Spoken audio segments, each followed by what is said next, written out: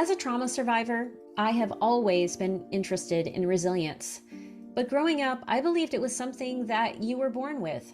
Then in graduate school, I learned that it was a quality that we all possess and a set of skills we can all strengthen. Most of my resilience has come from writing and seeing myself in new ways by confronting the stories I've always told myself. The more I did that, the stronger I became, and I've dedicated my life to helping others do this work. This podcast is for anyone who wants to understand their story and how to revise it, because when we do that work, we change the world. For my final episode of season 1, I wanted to do something a little different. After months of asking other people questions, I decided to invite 2 of the talented writers I work with onto the show so they could ask me a few questions I had a feeling other writers might benefit from. First, you'll meet Sara Pam Neufeld, a yoga teacher and former journalist working on a memoir about her quest for balance when life turned upside down. Her writing has appeared in the New York Times, The Atlantic, and more recently, Newsweek and Scary Mommy. She has a beautiful free monthly newsletter where she shares dozens of breathing and meditation practices recorded by her late mother. To learn more about Sara or to sign up for her newsletter, please see the show notes. Before we get to her interview, I have a couple of questions for you. What makes it difficult to tell your story? Is it something internal, or is your answer based on something you learned or a way you were trained? Keep this in mind as you listen to my conversation with Sara Pam Neufeld. Well, hello, Sara. I am so glad that you are here today on the Writing Your Resilience podcast. Welcome. Thank you so much for having me, Lisa. Well, it is my honor and pleasure because we've been working together for a while. And when I was coming up with the idea for this podcast, I wanted to make sure that clients and students and other people could ask me questions. And so you've come today with some questions to ask. So, what is the first question? What would you like us to know? We have been working together as I'm writing a memoir, and it's my first time doing deeply personal writing after nearly 20 years as a journalist. And I've really appreciated your guidance on how to transition from journalistic writing to memoir writing, and would love to talk about that more with you today. So, tell me what specific question you have.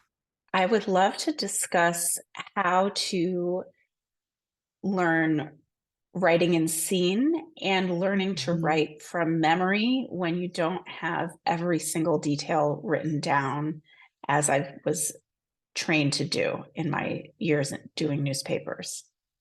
This is such a great question. And I have worked with other journalists who've really struggled with this because I think when you're trained in a certain way, you can put yourself in a box. And there's nothing wrong with that because in journalism, facts are everything. You know, that's where the truth comes from, is your ability to not just render, but verify the facts. So that's what you had to do. However, the truth in memoir and other forms of creative nonfiction comes from a different place. It's about exploring the heart and coming to a sense of the truth of the heart, like settling a question.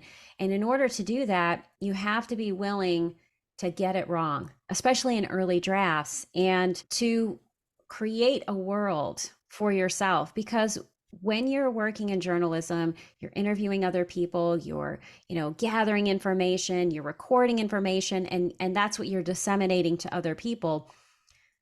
The facts come from your flawed memories in creative nonfiction. So I think the first piece is to figure out what is needed to make it safe so that you can give yourself permission to trust something that is deeply flawed. And so as you think about your role as a journalist and this shift, other people I've worked with, they've talked about the shield that they build. Like there's this shield around you when you're a journalist. You do not insert yourself into the story for the most part.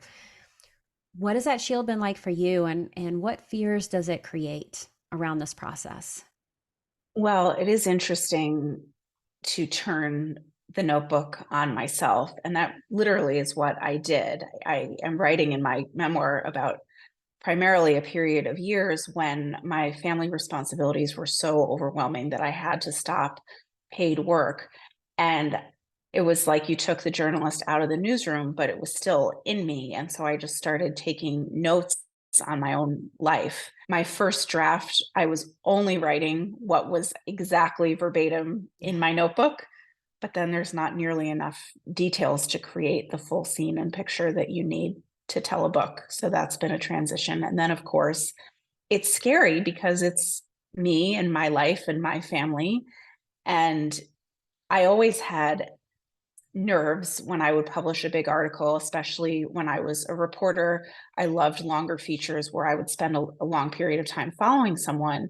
And it was scary when it would come out. Like, what are they going to think? You're not supposed to show Mhm. them a draft in advance. I was very big on fact checking with people in advance, but I never would show anyone a draft.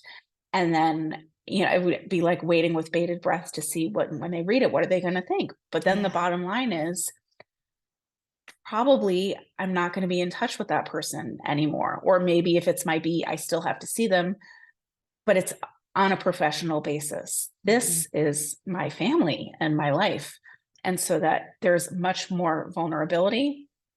But it also, if I were to ever go back to writing about other people, I now very much understand what it feels like Yeah. to be the one that's getting put out there. Yeah. And, you just brought up this important point in your past career, and you've written for big places, right? So name some of those places that you've written for just briefly. Well, I was on staff at the Baltimore Sun and before that, the San Jose Mercury News. Mm. And then through the Hechinger Report, which partners with mainstream media, I got to write for the New York Times, National Public Radio, Slate, The Atlantic, NBC News. Feels like it almost a different lifetime. We're going to talk about what do you do with that different lifetime later on in this segment. But everything you've done has not only been for an audience, it's been for a big audience. And so when you're first writing memoir, the first thing you want to do is write specifically for yourself. That's the only audience that matters, especially at the stage you're at with your project, which is you're still trying to figure out what that story is.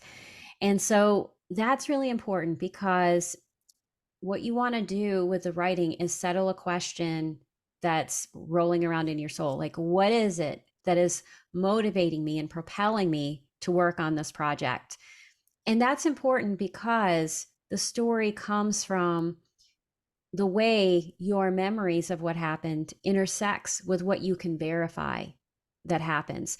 And Laura Davis in episode 4, she talks about how getting it wrong was a big part of the story and trusting that Mhm. what shows up in memory is important.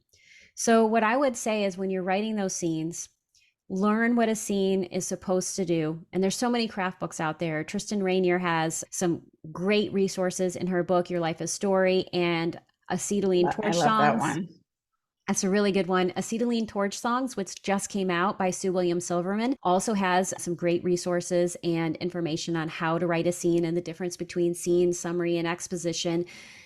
But allow the scene that's in your mind, that whatever that movie is in your mind, to make its way to the page. And don't worry about whether or not it's true, because you can go back and interrogate that memory to see what else belongs or what's true or what you want to fix later on. And the reason I say to do that is because when you write in scene, you give control of the story over to your unconscious for a little while. And things will come out that you wouldn't expect. And readers, especially your beta readers, are going to see things that are going to give you additional insights into the story. And that's so important because in beginning drafts, especially when we have fear, we all have fear. I mean, every writer that comes to the page has some fear. And one of the things we do when we are afraid is we try to control. And so when we cleave too closely to the facts, or we want to outline so much that we don't want to wander, that's a way of controlling the narrative. And to get to the truth of the heart, you have to let go of the narrative for a little while. So interesting and so against my journalism school training. Oh my gosh, it's a completely different paradigm. And I think when we are shifting gears like that, whenever change is, presented to us and we're inviting it into our lives, we want to say, what is going to help make this safe? And so as you think about allowing flawed memories to be the story on the page for now, which, you're going to fact check later, what do you think you need to make that process safe? I think it's not so much feeling unsafe as it is just learning how to use new muscles for me. Mhm. I feel like I have my story, but I'm very trained to write with summary and exposition and not as much in scene. And again, to only write what I really know. And the memoir is also a much more internal Yes. journey. And so it's caused me to have to do a lot of reflection Hmm. and work on myself and with myself to be able to do that exploration. Yeah, the inner work of memoir is so important, and it is no joke. No, it's not.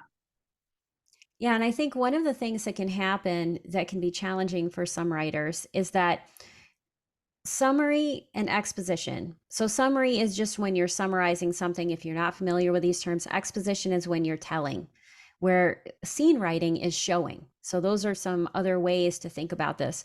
When you are just telling, like, I felt sad, this thing happened, you're using a certain part of your brain, this logical brain in the prefrontal cortex. When you're writing in scene, you are activating other parts of your brain, these sensory parts of your brain, your occipital lobe, your auditory processing centers, all of these different things. And there is a way that you are reliving at the nervous system level at the same time that you're writing. And for some writers, that can be really intense, especially if you're writing those really deep scenes that crack your heart open. And so, Yeah. I always tell people, go slowly as you do this work.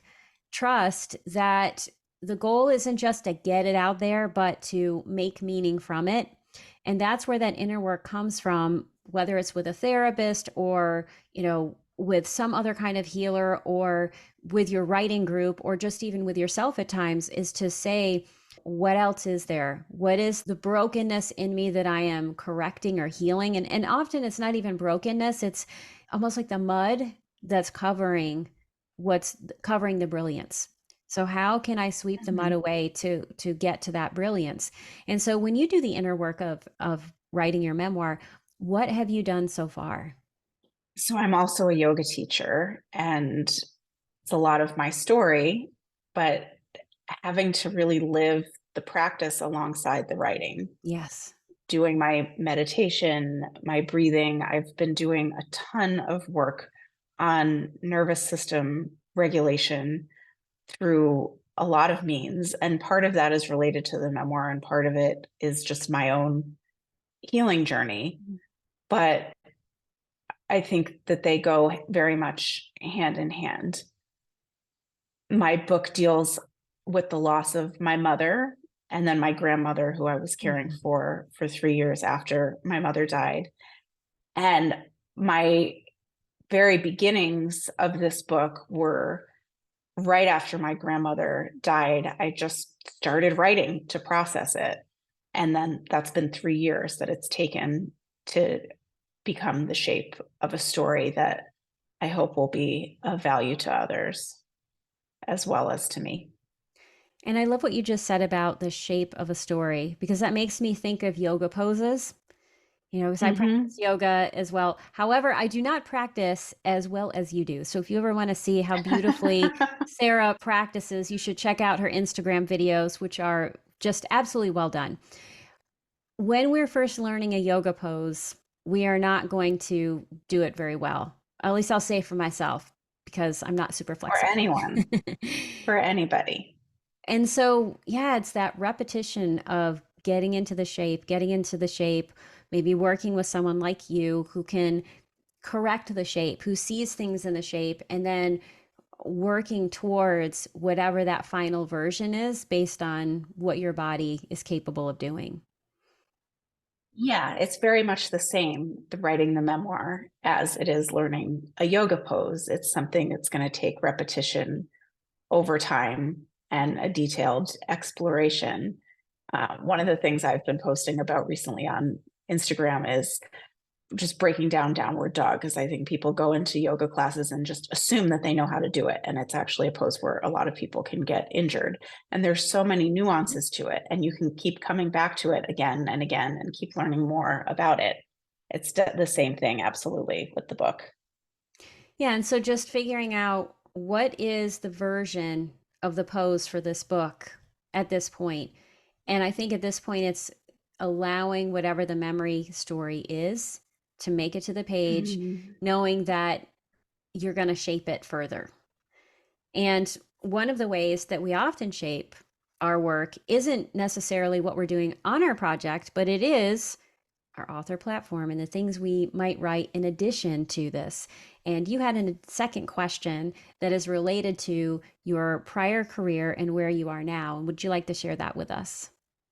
So I was in journalism for almost 20 years. I was also teaching yoga for several years. And then I had my kids and my mom got sick.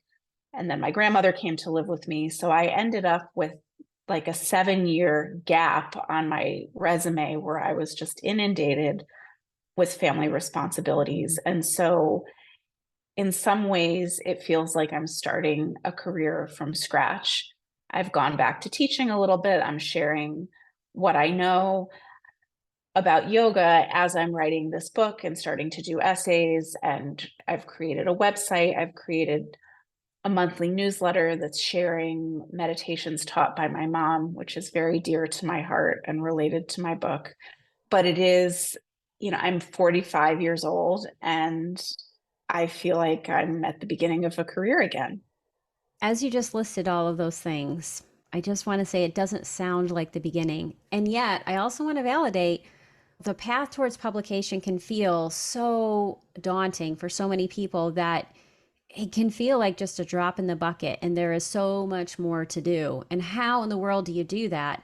And what I would say is that I want you to go back to your prior career. Like you are engaging with your yoga practice and you have published some things. Yes. Look at the topics you were working on in the past and just notice what you learned from it, because it's possible that that work was is going to serve as a springboard for whatever it is that you're going to talk about now, but maybe it's not going to be the same thing because you're in a different season of your life. So look at Yes. how did you craft that career and what can you take from it and bring to this part of your career, because you're not starting from ground zero. For example, you had relationships with editors in the past. So you know how to create those relationships. Not everybody does. And so, what wisdom did you learn about creating relationships with editors? How can you use that now in creating new relationships with new editors? Also, making a list of the editors that you worked with in the past and just asking yourself whether or not they would be an appropriate fit for some of the work that you're doing. Some will, some won't. And if they're not, do they know people who might be a good fit? Because I think networking with the network you had in the past can be really helpful, and to recognize that everything you've done in the past is going to fuel what you do now. And when it comes to your author platform, I think one of the biggest things you can do is think broadly. Like what is an umbrella topic that you can talk about in many different ways, so that no matter what you do, you're feeding an author platform that is also going to create interest for your book, so that everything is fueling it, and you want to do it with authenticity and with passion, and also within the time limits that you have as a busy person and a mom, Still right? raising two little kids. I'm down to mostly one generation that I'm caring for every day, but my kids still have a lot of needs and occupy a ton of time. And I wouldn't want it any other way. I made a choice to step off the fast track to be here with them, but it makes rebuilding feel sometimes like a daunting process. Absolutely. Motherhood is a full-time job. And that should never be discounted, ever. It's a full time job. And so you are, in doing this, taking on a full time job and then a part time job. And so, how do you do this in a way that works? So, we are out of time for today, but I want to give you the last word. What is it you want to take away from this, or what else would you like us to know? Just that you have really been a gift for me to work with, Lisa. I'm not just saying that because I'm on your podcast, but you really have the skills to guide me and the others who have been in our writing group into this deep exploration of ourselves, and have taught me these skills that are different from what I needed in my prior work. So I just want to thank you for that.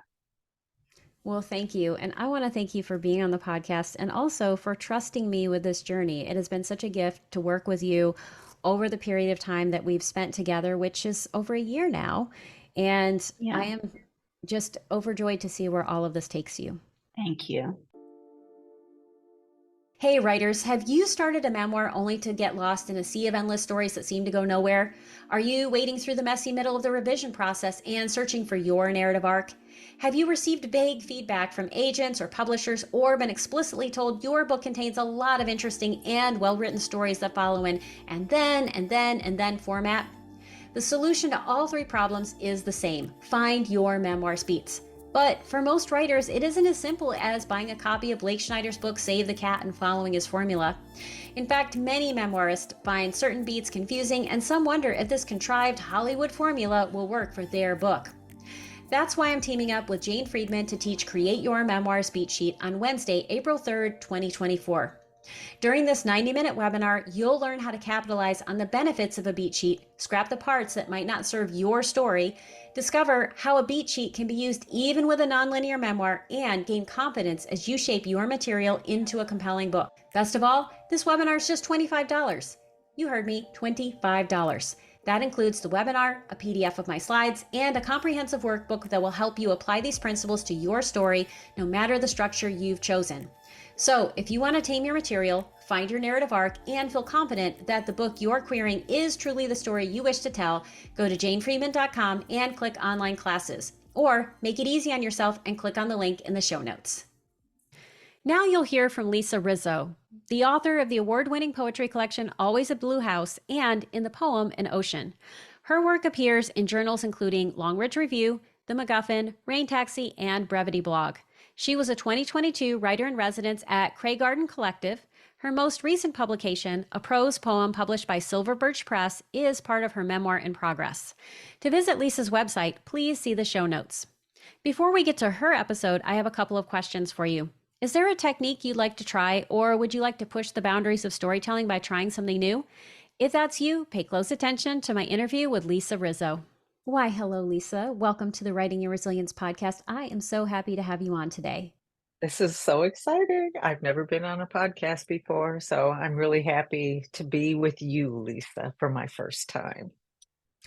Well, I am honored to be the flagship experience that you have, the first one. And I'm also honored because we've been working together for a long time. You've had so many great questions that you have shared with me. And one of the reasons why I'm doing this is because you guys have a lot of great questions that other people also have. And so I want to give you an opportunity to share one of those questions today so that we can explore it for everyone. Oh, that's great. It's going to be wonderful to have that opportunity to pick your brain some more. So, what would you like us to know about you and your question? Well, I am a poet.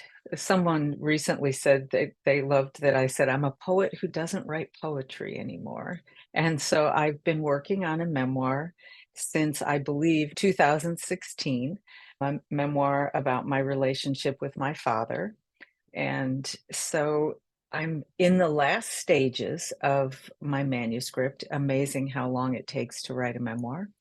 And what I'm trying to do now is deepen the emotional beats and deepen the character arc, which is proven to be difficult. And so you and I have talked about the idea of using cathectic objects to deepen the emotional content.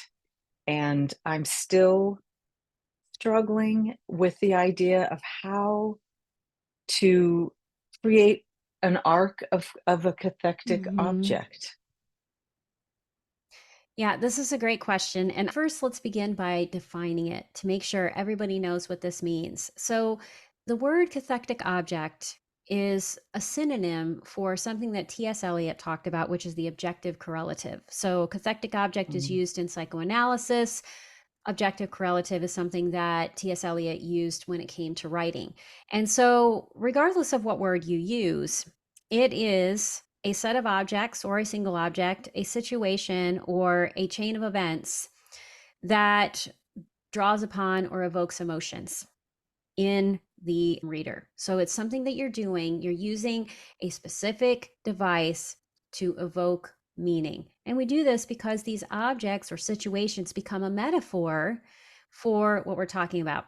Now, this definition that I just shared with you came from Sue Williams Silverman's new book, Acetylene Torch Songs. I have a copy here. And so Mm. I invite you to read what she has to say in her book. We're going to talk about it today, and I'm going to name a bunch of books. So, Lisa, for you and for anyone who's listening, do not panic. All of this will show up in the show notes. And for you, Lisa, because we are recording this well in advance of when this is going to air, I will send this to you by email. So, I want to give you some examples of books that you can read that do this really well. So, in Joan Didion's book, The Year of Magical Thinking, she says, life changes fast. Life changes in the ordinary instant. This is something that repeats multiple times throughout her book. Laura Cathcart Robbins, in her book Stash My Life in Hiding, she has these pills. And then the pills change meaning over time. Cheryl Strayed's backpack in her memoir Wild, the Mm. actual glass castle that the dad talks about in Jeanette Wall's memoir, The Glass Castle, food in Kaisi Lemon's Heavy, and also in Abigail Thomas's Safekeeping. That's another thing. And Laura Davis, her twin, serves as a cathectic object or Mm. objective correlative in The Burning Light of Two Stars. And then two more examples are the hands in Sarah Perry's memoir After the Eclipse and singing for Ingrid Clayton in her memoir Believing Me. The reason I'm sharing this long list of examples is because one of the best ways to understand how this works is to read books that are doing it well so that you can see the example and say, okay, what is it that this author has done and how did they do that? And Mm. commercial memoirs will sometimes have these, but you'll often see that literary memoirists are trying to capitalize on this. And so, a number of these are literary memoirs. So, there's what happens, and I want to give you an example of how these metaphors work because it's not just about repeating something that shows up again and again. With each repetition, the meaning has to change. So I want to give you an example from Jeanette Wall's book, The Glass Castle. So in that, early in the book, the father is giving her a star. That's one of her Christmas presents one year. Actually, it's her only Christmas present one year. And as he's helping her pick out her star, he talks about this glass castle that he's going to one day build. And then when he does this, life is going to be amazing. First time it shows up, it is a metaphor for hope and for, this bright future that is in front of this family. Later on, the glass castle shows up again and they're digging this foundation. And then dad talks about it again when his alcoholism is deepening. And at that point, there is a sense of longing and grief that happens. And in the end, it's really this moment of just tragedy and grief because we know that this father is never going to do this. It's really the symbolism of the disappointment that happens between this father and this daughter. So I offer that to show you that there are ways that it shows up again, but in each rendering, it has a different meaning. So when you're going back and you're looking at the books that speak to you, I want you to not just pay attention to these items where they are and how they're being portrayed or how much space they take up on the page. I want you to ask yourself this question: how does the meaning change each time Mhm. it shows up? So, one of the things that writers struggle with, and I'm curious to know, I'm going to ask you in a moment if this is part of your struggle, is that once we hear about this idea, it seems fabulous and exciting, and oh, we want to do that. But then we begin to try to control the narrative and plan it Mm. out and figure out what it is. And you're not doing this. And I know this because you and I have worked together for a while, and I know what your process is. But sometimes when writers are coming to their first few drafts, they want to start with a theme, or they want to start with making a list of all of these objects. And you could certainly do this because there are 1,000 different ways to write, and each person has their own way of writing. But what I would say is that if you're planning too much at the beginning, you're not giving yourself permission to wander. And the best cathectic objects are things that organically show up again and again. So, what I would say is look at your manuscript and make a list of the things that show up. And then once you have that list, see which ones really connect to your heart and connect in an emotional way. Like, which ones do you have an emotional attachment to? The ones you have an emotional attachment to are probably the most likely examples of objective correlative or cathectic object in your manuscript. What are your thoughts on this? Well, you and I've talked about this, and I'm still trying to, grapple with it. As a poet, I'm very aware of using symbol or metaphor, but a poem is Mm-hmm. contained. I actually Yeah. talk about that in my memoir. And so what I'm having trouble with is the idea of, like I said, the arc, but it's been really interesting to go back into my memoir and my manuscript and go, oh, I say that. I talk about, for instance, in my book, I talk about trees all the Mm-hmm. time. and and actually when I moved to Portland just 2 years ago, I started doing a study of trees in my neighborhood. So obviously trees mean something to me. And I just want to say So that the trees in Portland are pretty fantastic. yes, they are. It's one of the best things about Portland, and because my father was living in Portland when he started to get ill, which is the impetus for my memoir, the trees when I would visit him were important. So I've noticed trees happen all through my book. Mm-hmm. The idea of hands, windows, I've noticed about windows as well. Mm-hmm. So I've noticed these things now, and I can pick through them. What I need to think about is how to, because you can't say, well, this tree means this and this tree means that. So, how do I depict these trees in a way to show emotional meaning at certain times in the book? And that's where I've been really pondering, how do I do that? Is it how I talk, describe them? Or I think it must be what's happening to the narrator at the time Mm-hmm. where the tree appears. And so I have to go back. I have to read a lot of those books you just you just mentioned to see how they're doing it. So I think that's basically my challenge right now.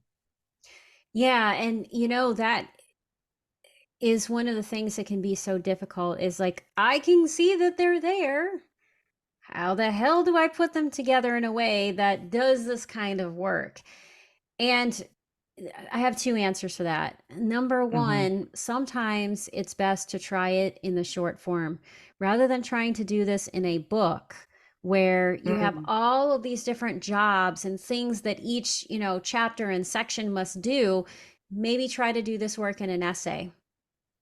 mm, Focus on doing it in an essay, or even, doing some sort of a hermit crab essay, which is an essay where you choose a container, like maybe a grocery list or a syllabus, or I mean, there's a shampoo bottle, one that's brilliant, and it could be like an arborist guide. Like, what is the mm. arborist guide to my life?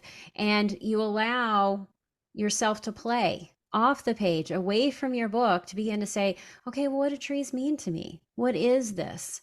So that Mm, you can then take what you learn and put it back into your manuscript.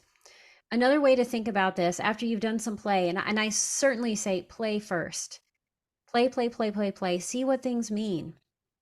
Then ask yourself, is there a question that the objects are answering?